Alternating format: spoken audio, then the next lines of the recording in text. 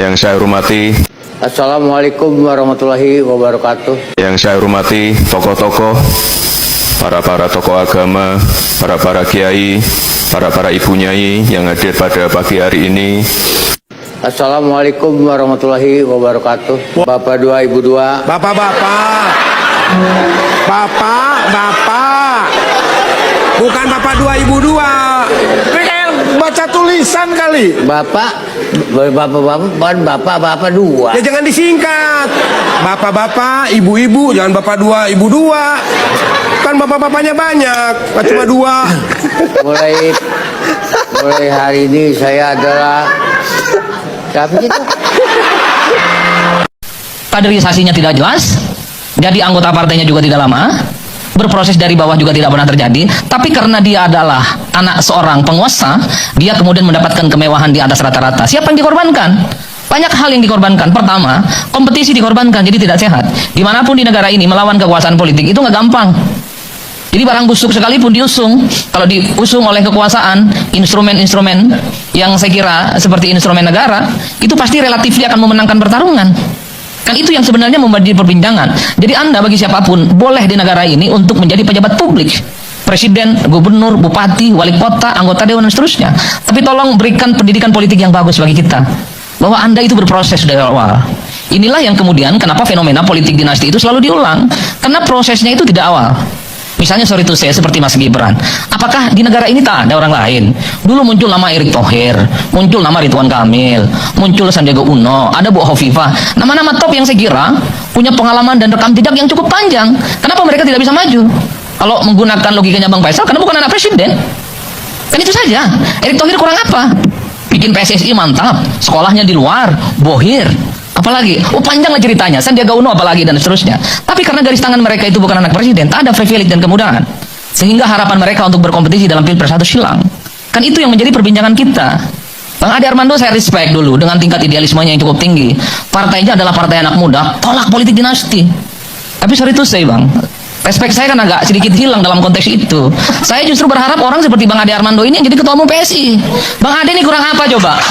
Bang Ade Armando ini kurang apa? Tolong jelaskan ke kita, doktor, ahli komunikasi, pejuang HAM dan pluralisme paling depan, siap mati dan dibully demi demokrasi dan toleransi, tapi nggak punya kesempatan untuk jadi ketua umum partai karena bukan anak penguasa.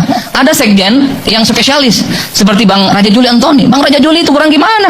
S2 dan S3 nya di luar negeri, PhD, bukan kaleng-kaleng sekolahnya, nggak jadi ketua umum partai. Kan itu saja yang diributkan oleh orang, bahwa Anda punya opportunity seperti yang lain untuk terpilih jadi gubernur, jadi wali kota, jadi ketua umum partai, nggak ada soal. Tapi monggo proses yang dilakukan itu sesuai dengan kaidah-kaidah demokrasi yang itu memang dari dulu kita pertahankan. Inilah yang disebut dengan sistem politik, sistem bernegara, dan sistem demokratisasi.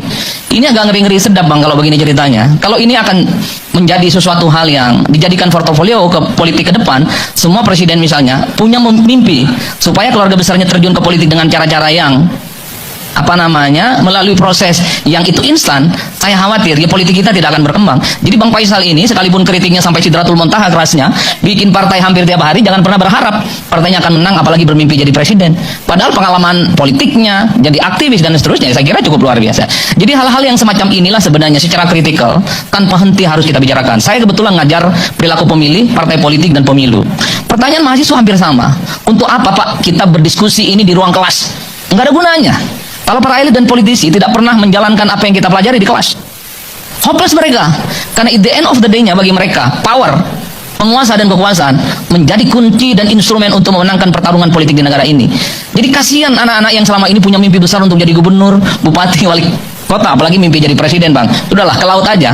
Kalau kemudian masih banyak orang yang mengkonfirmasi apa yang terjadi di negara ini, soal kemudahan anak kekuasaan itu untuk menjadi pejabat publik, suatu hal yang lumrah. Ini yang saya kira akan merusak bagaimana tatanan-tatanan demokrasi dan sistem kepartaian kita akan rusak secara umum. Oke teman-teman, kembali lagi bersama saya di channel ini. Teman-teman pastikan sudah melihat cuplikan video di atas, bahwasanya nggak layak tapi dipaksakan Gibran ini. Ya, jadi inilah hasilnya, tidak berwibawa dengan rekam-rekam jejak pendidikan yang tidak jelas. Nah, dukungan 58%, orang yang berharap bansos wapres kualitas atau dikatakan SDM-nya bikin malu saja. Nah, menghabiskan ratusan triliun, ya, triliun buat pemilu hasilnya kayak gitu. Salahnya para partai politik sehingga punya wapres kayak gini.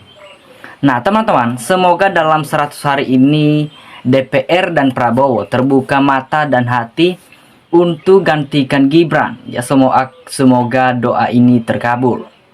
Hampir 250 tambah 30 juta jiwa cuman dapat wapres yang kayak gini.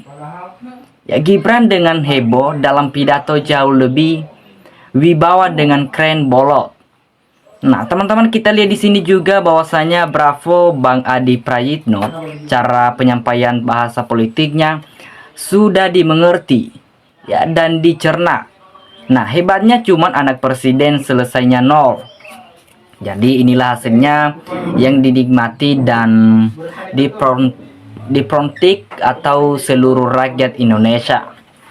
Nah, apapun namanya, penjilat Jokowi akan tetap membalasnya seperti projo. Ya, karena siapa yang setuju wapres untuk mundur dari jabatannya laik karena dipilih secara figur, meritokrasi tidak ada di dalam bahasa, sudah diterangkan berbahasa. Nah, Indonesia lah dengar benar. Kita lihat juga bahwasanya Gibran ini saat berpidato, dia tidak sangat mendukung pemikirannya, ya, pendapatannya atau Mas Adi Prayitno. Kalau bangsa ini mau maju, etika politik pun dijaga. Sangat penting untuk pencerahan masyarakat. Semoga Mas Adi Prayitno sehat selalu. Nah, teman-teman, ini akibat dipilih karena bansos dapatnya seperti ini, nggak berkualitas, ya. Jadi kasihan bukan Prabowo, tapi negara tercinta Indonesia ini dipimpin oleh wapres yang kayak gini. Tapi yang anehnya juga para pejabat, ya, dan menterinya, abang nggak punya wapres kayak gini. Kalau perlu wapres, lebih baik diganti saja. Ya, karena yang tidak mampu mungkin setelah evaluasi 100 hari, ya, bagaimana DPR dan MPR kok pada diam saja, ya. Tapi akan dihargain orang apabila mau mengajukan permohonan untuk mundur karena tidak sanggup dengan beban kerja. Nah, teman-teman, sebenarnya bagus sekali Adi Prayitno, mari kita dukung untuk kritis, ya, atau ketidakadilan negeri ini. Ya, parahnya lagi pengikutnya, untung keluarga kami nggak sudi milih. Rusaklah negara ini memiliki wapres, ya, kayak gini, terlalu parah. Cocok berpendapat Bang Adi, ayo. Bang lantangkan terus untuk membuka kebetulan rakyat bawah. Semoga pemajuannya berpikir pakai nalar yang pas saat sekarang nikmati saja. Saya menganggap Indonesia tidak punya wakil presiden. Ya, tapi malu saya punya RI 2 seperti Gibran. Nah, puasalah kaum 58% cuma punya wapres seperti ini, maka setiap 5 tahun sekali diterima aja. Sebetulnya malu kepada negara lain melihat wapres kita kayak gini. Nah, seorang ketua RT juga akan dikumpulkan lebih berkelas dari Wapres Mulyono. Ya, maklumlah aja hanya tamat SMP atau SMA. Di Kerabit ijazahnya diragukan sama seperti bokapnya ijazah palsu. Ya, sebenarnya sangat setuju sekali dengan argumentasinya Adi Prayitno.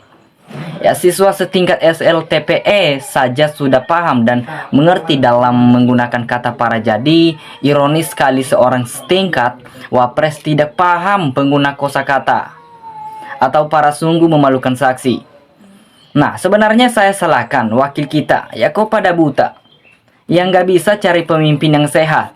Mungkin agar korupsi lancar, ya. Kalau ingin korupsi aman cari pemimpin yang tuli dan buta biar korupsi mulus, ya. Dah, di NKRI untuk jadi pejabat nggak sembarang orang hak rakyat memilih, itu yang mutlak. Yang sudah diajarkan EYD masa wapres yang sekolahnya sudah tinggi tidak ngerti EYD. Mundur saja dewa jadi wapres, apa nunggu dimundurkan gitu aja kok repot. Ya, jadi teman-teman, sebenarnya sekali Prayitno saya setuju mirip dengan prinsip PDIP. Semoga banyak yang ada profesor kayak Pak Prayitno terus maju Pak Salam NKRI harga mati. Nah, menjatuhkan harga martabat ya, sebenarnya itu harkat atau martabat Prabowo. Apa nggak ada yang lain di Indonesia ini? Masih banyak yang pintar dan cerdas di negara kita ini selain Gibran Fufufafa. Nah, punya wapres bikin cemas rakyat Indonesia. Ya, coba sekali-sekali ada tanya jawaban sama mahasiswa live di TV, pastinya seru banget. Ya, apa ini nggak ada orang lain? Pernyataan yang sangat jelek atau mengena sampai ulti ya. Jadi betul banget Adi Prayitno yang pandai cerdas, buat atau memang harus berkompetensi, jadi tidak bisa malu-maluin. Nah, wapres kok jadi olokan-olokan netizen dan juga rakyat. Kasihan kalau diteruskan tahu Jokowi tidak malu. Tapi rakyat Indonesia yang menunggu malunya sendiri. Rendahan kualitas demokrasi dan politik di Indonesia karena memang sejak awal tercipta oleh elit pusat PDIP dan elit daerah Solo PDIP. Mereka tahu jagoan ciliknya ya, banyak kelemahan dan membuang image bagus atau pujian, tapi sikap mereka pemberian saja.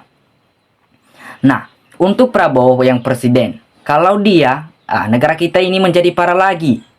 Ya, diawali dari konsep masalah yang selama menjabat yang selalu timbul masalah. Kasihan Pak Prabowo jadi ikut tercamar ya, kapasitas wakilnya seperti itu. Makanya pemilihan apapun harus yang mampu, jangan asal yang pilih. Juga mana yang harus dipilih, harus figur yang lebih berpendidikan dan berwibawa. Nah, teman-teman, kita lihat di sini sebenarnya dari seorang yang tidak istimewa, seorang perajin mobler atau kemudian dicitrakan menjadi orang jujur, yang sederhana menjadi wali kota, gubernur, dan 2 periode presiden. Berubah kepribadian menjadi orang over, confident atau penguasa yang mengembangkan negara dalam pengaruhnya. Nah, sayang deh kasih gaji dan fasilitas negara buat wapres yang gak punya kompetisi dan kapasitas yang semestinya. Ya, para merujuk jumlah lebih dari seorang. Adapun para atau tempat tanaman buat para belajar, para penguasa partai yang jadi pengejutnya rusak ya para demokrasi di negara ini. Kalau cara Mulyono didiamkan. Nah, sebenarnya inikah seorang pemimpin yang memalukan negara? Tidak mampu tapi dipaksakan ya. Betul sekali 100% sesuai dengan fakta yang ada. Pemimpin yang dipaksakan kualitas undrong ya. Mungkin benar sekolahnya nggak jelas dan ijazahnya yang banyak diragukan orang. Malu punya wakil presiden nggak bisa pidato di mana-mana pun. Terus gimana kalau mewakili Pak Prabowo di luar negeri? Itu sebenarnya malu-maluin rakyat Indonesia. Yang milih wakil seperti siapa? KPU yang menanamkan ajur malu. Sekolah di mana wapres Fufafa itu? Ya, baru dengar dalam pidato ada kata-kata para dalam pidato. Ini sebenarnya sangat memalukan buat negara kita Indonesia. Oke teman-teman, itu saja dimanapun kalian berada. Kasih tanggapan kalian di dalam komentar. Terima kasih.